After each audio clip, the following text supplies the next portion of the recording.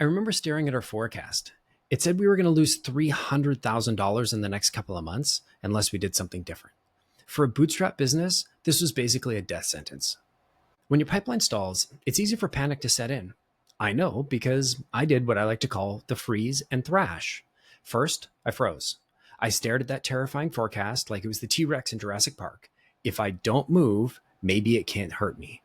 Of course, that doesn't really help. Then I thrashed. I tried everything I could all at once. Cold emails, cold LinkedIn, desperate outreach ideas, so bad they don't even deserve repeating here. So at first I did nothing, and then I did everything, and ultimately neither one worked. And here's the problem. When we founders thrash, we lose the one thing that's actually holding things together for us already, and that's consistency.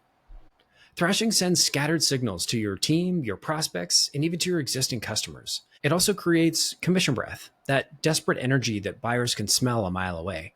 Commission breath will kill more deals than a bad sales pitch, hands down.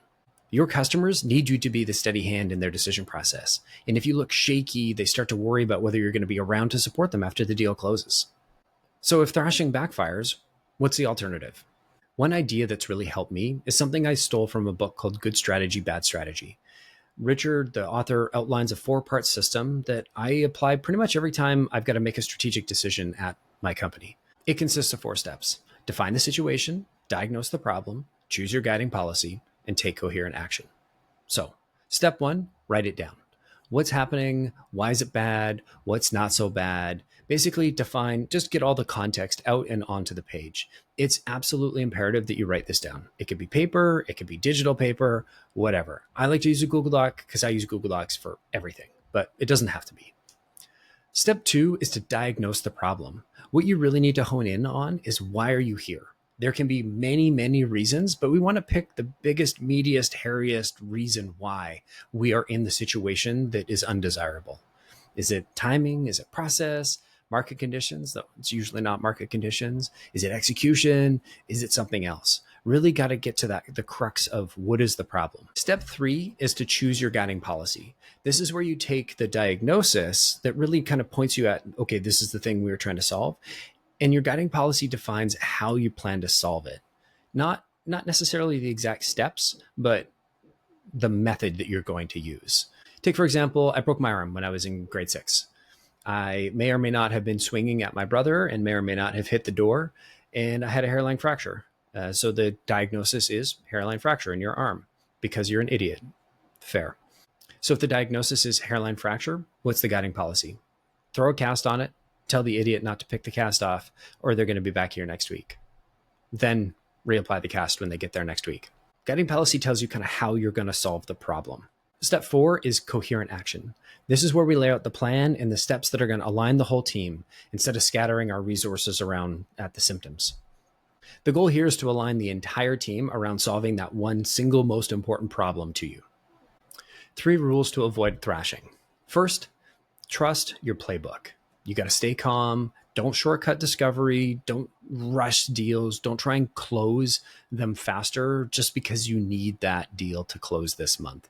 This is the biggest thing that you can do to absolutely murder your sales pipeline, is chasing deals. When people and prospects feel like you're chasing them, like you're pushing them just a little bit too hard, they're going to start to pull away. They're going to start to think, okay, well, why does this person need this deal so bad? Maybe there's something wrong in the company. Maybe they're short on cash. Maybe they're just a bad salesperson. The number one reason why founders start to lose deals when they get desperate is because they are desperate and they act desperate and they let that show to founders or let that show to their prospects. So number 1, trust your playbook. Keep doing the same thing in the same way. Step 2, focus on what you can control. You can't change the economy. You can't change the way your customers feel about your product. You can't change when your customer goes on vacation. What you can control, the questions you ask, the way you ask the questions, the stories you tell, the way you work the deals. Focus on those things. Don't focus on the things that are outside of your control. That leads to complaining, whining, and spinning, and freezing like the T-Rex is coming at you. Rule 3, calm, not chaos. If you need to do something different, great, do it. But do it one at a time. And be thoughtful about it. Don't rush it. Don't try and do 10 things at once. Go through your good strategy, bad strategy, diagnosis, situation, etc.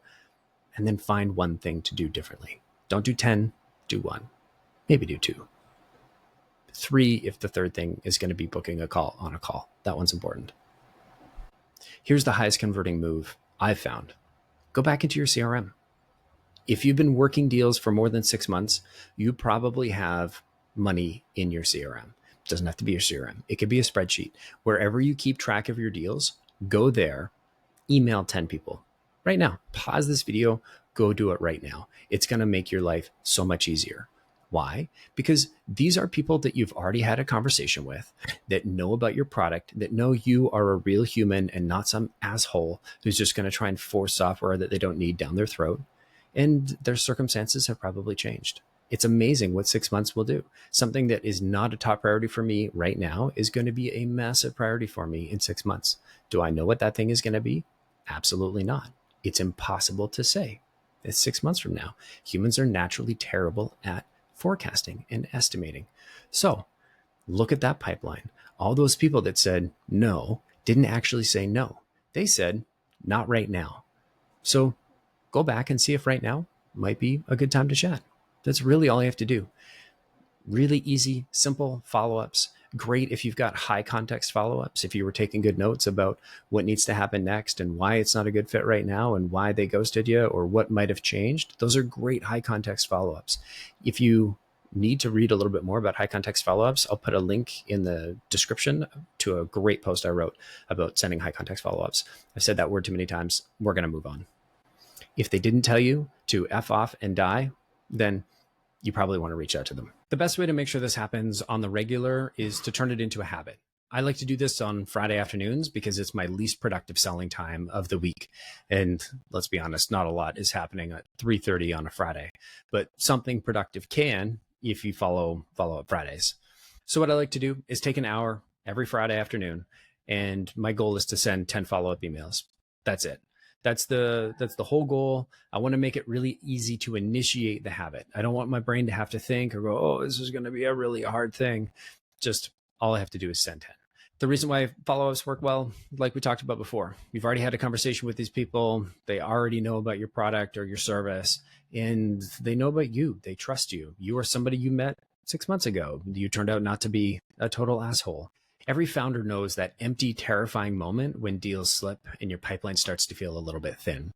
The difference between the founders who survive and those who don't isn't avoiding the revenue dips. It's how you respond.